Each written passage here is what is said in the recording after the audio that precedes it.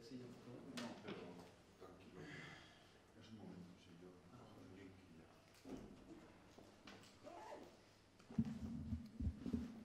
Pues buenos días, bienvenidos a la segunda jornada del Congreso de TV Supervillains. Y empezamos con una mesa de comunicaciones, de hecho la segunda mesa en la que se reúnen miembros del equipo del proyecto de investigación financiado por el Ministerio sobre estudio de propiedades, interacción de propiedades estéticas y valores cognitivos en la seriedad televisiva contemporánea. En este caso empezamos con el doctor Alberto Nahum García de la Universidad de Navarra, que es uno de los dos auténticos expertos residentes del proyecto en estética televisiva, con una trayectoria de docencia, investigación en este ámbito de proyección internacional. Así que creo que va a ser muy interesante su ponencia, su comunicación es sobre la serie The Boys, adaptación televisiva del año pasado por Amazon de la serie de novelas gráficas de Garcés y Dave Robertson. Así que bueno, sin más demora lo dejo con Alberto. Muchas gracias. Pues muchas gracias, por supuesto, Jesús, por organizar el congreso, por esta amable presentación, que parece que soy más de lo que realmente soy.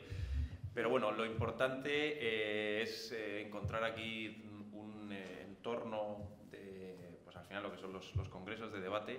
Y de hecho esto, como no puede ser de otra forma, es simplemente una serie de ideas que además, como tenemos 15 minutos, yo presento y que me gustaría, o luego, o en cafés o lo que sea, poder mejorar la argumentación, poder estilizar los razonamientos que hago, porque también es un entorno. Yo aquí decía, ¿no?, al hablar de la metodología, que me meto un poco en el tema de los estudios culturales, que es algo que he hecho poco, a pesar de que lo que hemos trabajado más sea la estética, y me gustaría llevarlo al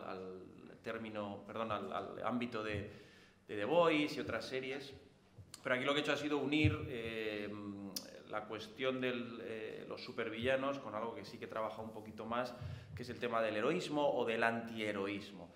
Como bien ha dicho Jesús, es una serie que tuvo cierto eco, digamos, entre las propuestas de Amazon, es del año pasado y puede haber sido así una de las más, yo creo, conocidas, o no está al nivel quizás de Jack Ryan o de los premios de Miss Maciel, pero creo que es una serie que tiene recorrido y sobre todo ha hecho ruido mediático. Mi acercamiento tiene que ver, por supuesto, con toda la, pues aquí lo llamo, ¿no?, hemorragia de superhéroes que estamos viendo, pues probablemente ya en los últimos 15 años y que seguro que se ha ido tratando aquí en el día de ayer, que yo no pude venir, y que se va a tratar hoy. Es un tema recurrente, como nos encontramos superhéroes hasta en la sopa, o en este caso literalmente hasta en los cereales. Yo que tengo hijos pequeños, pues aparecen, ¿no?, en los dibujitos de tal o cual caja de Kellogg's, pues aparecen como reclamo, en este caso comercial, del merchandising, la idea de los superhéroes. Aquí tenemos, pues para que veáis un poco esa hemorragia, pues gran parte, todavía queda la cuarta fase del universo Marvel, por supuesto, aunque esté en un escalón de popularidad. Lo siento si hay aquí grandes amantes de DC, pues todos los superhéroes de DC Comics. Es algo que, sin duda, también el ámbito televisivo, que es aquí lo que más nos ocupa, también le ha hincado el diente, desde el Gotham, que hacía una televisión generalista, hasta los 4 o 5 adaptaciones que en su momento empezó a hacer Netflix, pero que ahora las ha parado porque se ha ido a Disney, la fusión o la alineación, en este caso, de Marvel. Pero las opciones y las posibilidades, aquí tenéis algunos de los más populares, también han llegado a la televisión en diversas posibilidades, formatos. Pues que se ve a Arrow, que creo que va por la 8ª y que será la última temporada. Había un fiasco como Iron Fist, Supergirl. En fin, las opciones son múltiples y seguro que aquí también habéis hablado de las posibilidades casi intrínsecas al universo de los superhéroes, que son todos los crossover, los relanzamientos, el diálogo intertextual entre unos y otros. En ese contexto es donde entra The Voice, y creo que es relevante hablar del contexto primero de los superhéroes para decir dónde se imbrica una serie como The Voice. Y ahí hablo de relato transmedia porque, como pasa prácticamente con todos los cómics, yo no soy un experto, por supuesto, en cómics, pero creo que más o menos con un nivel básico podemos admitir que es un entorno televisivo cinematográfico que casi siempre va a partir de una fuente literaria, en este caso el cómic. Luego nos hablarán del vecino, pues supongo que ahí lo que hay es una referencia, si queremos, intertextual. Como bien ha dicho Jesús, Garth Ennis y Darick Robertson, Garth Ennis es también el creador de Preacher. En este caso, también es un cómic creo que muy interesante, ese es de los pocos que he leído, pero ese lo leí precisamente hace un par de años, y creo que, otro ejemplo, ¿no?, también de adaptación, que en este caso un cómic de los años 80 o 90, no recuerdo exactamente la fecha, que se caracterizaba por ser en este caso como mucho más violento, mucho más iconoclasta, incluso la forma de hablar estaba llena, ¿no?, de swearing, que dicen en inglés, de tacos. Y en este caso la adaptación televisiva de alguien, para mí, al que le tengo mucho cariño, que es Eric Kripke, que es el creador de Supernatural y sobre todo el que lo produjo en las primeras 5 temporadas, que son las realmente brillantes, y que, como aunque se estrenara el año pasado y ha ido haciendo ruido, lo más relevante es que tiene una segunda temporada prevista. Es decir, no ha sido un fiasco cuando alguien como Amazon es capaz de darle luz verde a una segunda temporada. Es importante como en el 2019, con todo lo que ha pasado en el ámbito del cómic, entra una serie como The Voice. Y aquí es donde llegamos a uno de los conceptos que quería tratar, que es la fatiga genérica. ¿Por qué una serie como The Voice, que explico brevemente la premisa por si alguien no la conoce, es relevante, vamos a llamar socioculturalmente, en el año 2019? La premisa es que nos encontramos en un mundo, en la actualidad, 2019, donde los superhéroes, o por lo menos 7 superhéroes que digamos que son los protagonistas, o los villanos, o los cuasi villanos, porque luego veremos que es un poquito más complejo que el decir que todos son villanos, es un entorno donde estos superhéroes son figuras como si fueran estrellas de rock, que controlan absolutamente los medios, que salvan el mundo allá donde se les necesite, y que parecen que son, pues eso, el concepto positivo, redentor, salvador que tenemos del superhéroe. Todos ellos tienen sus poderes. Pues uno vuela y destroza cosas con los ojos, el otro es capaz de hacer no sé qué cosas bajo el agua, uno es invisible. Entonces son literalmente estrellas de rock. Allá donde van, todo el mundo los adora. ¿Qué es lo que pasa? Que tienen su lado oscuro, y ahí es donde empieza la serie a ponerse interesante. De hecho, la primera escena que vemos, o la primera escena relevante, si no recuerdo mal, es un tipo de la calle que está besándose con su novia en medio de una calle, y aparece un superhéroe que se llama A-Train, que corre más rápido que Flash. Habría que hacer una carrera entre los dos para ver quién gana, y hace trizas, literalmente hace trizas o hace papilla a la novia a la que Hughie va a dar un beso. Es un shock lo que vemos en el inicio, pero ya es muy sintomático esa primera imagen, que lo que nos muestra son unos superhéroes corruptos, unos superhéroes que esconden algo. El tipo va corriendo muy rápido porque tiene básicamente que perseguir su adicción a las drogas. Tipos que no les importa las consecuencias negativas de sus acciones. ¿Por qué? Porque están poco menos que por encima del bien y del mal. Y ahora veremos en qué sentido eso se refleja sociopolíticamente. Entonces, ¿qué pasa? Que nos encontramos con que tras tantos años donde los superhéroes y todo el mundo Marvel, DC, Vértigo han generado una especie de comiquización de la cultura popular, hay cierta fatiga genérica, ¿no? Esa idea de repetición y diferencia, que es lo que habilita cualquier género, da un paso adelante. Y es así prácticamente con cualquier género. Si estudiamos la historia de cualquier género, desde el western hasta, en este caso, el cómic, no sé llamarlo género, pero bueno, podemos entendernos de esa forma. Encontramos siempre un periodo inicial de experimentación donde diversas gentes, por razones culturales, estéticas, empiezan a hacer cosas similares. Hay un periodo mucho más clásico donde se establecen las características esenciales de ese grupo de textos y luego empieza ya un periodo de barroquización, de manierismo del género para acabar ¿en qué? En la subversión, en la parodia, en la deconstrucción. The Voice entra en esa parte, o en esa parte final del ciclo genérico, que es el de la subversión. Y por eso pongo aquí el ejemplo en la foto del Jack Nicholson, del Joker de Batman, donde el bien y el mal estaban bastante claros. Siempre un buen texto, una buena historia tendrá cierta ambigüedad moral también en el héroe, no solo en el villano, y un villano que tenga ciertos elementos atractivos lo hace pues dramáticamente más potente, pero creo que la diferencia entre el acercamiento a una figura, digamos, prototípica del villano, como puede ser de Joker, se entiende bien con el contraponer estas dos imágenes. ¿Qué es lo que ocurre con la fatiga genérica? Y aquí hay una frase que me gusta mucho de Baudrillard, que dice: ¿todavía quieres creer esto? La popularidad es la audiencia respondiendo sí. Los cambios en los géneros ocurren cuando el público dice: eso es demasiado infantil, no nos lo creemos, danos algo más complicado. El terremoto que ha supuesto Joker, probablemente sin que no hubiera existido esta especie de hemorragia, martilleo del superhéroe que hemos tenido con, insisto, no siempre un maniqueísmo de buenos y malos, hay superhéroes muy complejos, pero creo que no habría tenido o no habría sido posible que Joker hubiera sido el fenómeno social e incluso cultural que ha sido este año si esta misma propuesta se hubiera hecho en el 2005 o antes de la nueva trilogía que hizo de Batman Christopher Nolan. Entonces, toda esta idea de la fatiga genérica creo que influye en por qué The Voice sale ahora, o sale a un medio mucho más popular como es la televisión, que quedarse en un nicho que es el cómic. Eso, que insisto, se puede rastrear en muchos otros ejemplos y géneros de la cultura popular, está también en The Voice. ¿Cuáles son las claves de The Voice que hablan de esa subversión que digo yo del superheroísmo?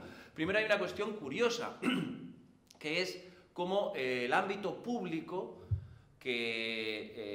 digamos la tensión entre ámbito público y privado, que ha sido una de las características del superhéroe, pues yo qué sé, Superman tenía un ámbito público que era Clark Kent, y al revés, lo que escondía era su identidad superheroica. Aquí hay una subversión. ¿Por qué? Porque la verdadera identidad pública de todos los superhéroes es precisamente su faceta superheroica. Y no es curioso que prácticamente todos, desde Homelander, que tiene una especie de pasado entre trágico, que quiere esconder, muy civilino, hasta el personaje de A-Train, que es básicamente un adicto a las drogas, todos ellos lo que hacen es esconder su faceta privada, su faceta más humana. Eso es cierto cambio, es una subversión. ¿Qué otros elementos hay?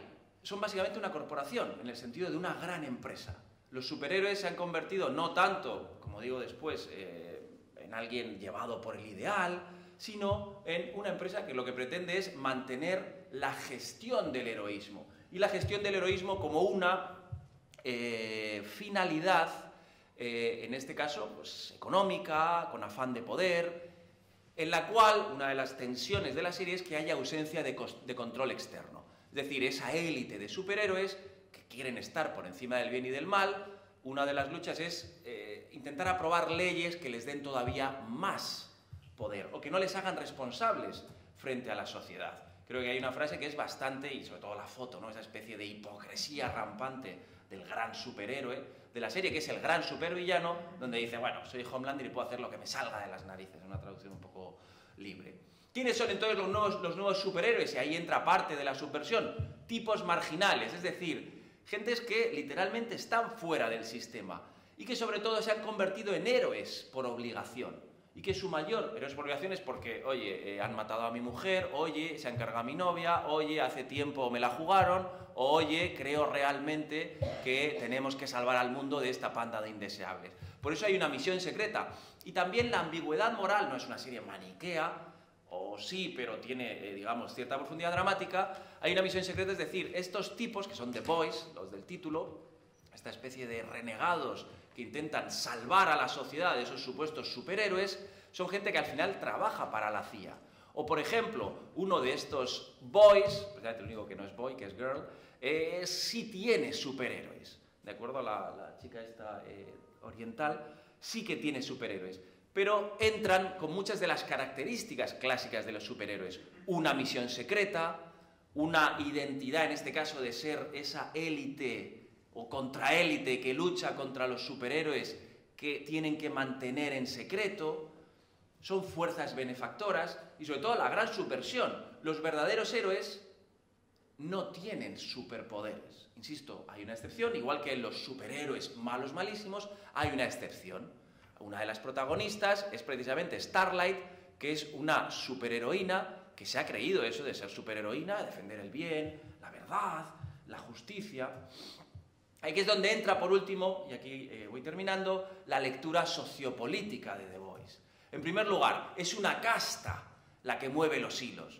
Y empleo deliberadamente la palabra casta. ¿Por qué? Para establecer esas lecturas. Es curioso, en este caso, cómo The Voice denuncia una sociedad hipócrita y corrupta, donde los que supuestamente mandan son buenos y virtuosos, son gente realmente corrupta y que ejercen un desafío al monopolio legítimo de la fuerza. Es decir, parte de la tensión es cómo los superhéroes quieren estar por encima de la policía, del ejército y alcanzar casi un poder omnímodo.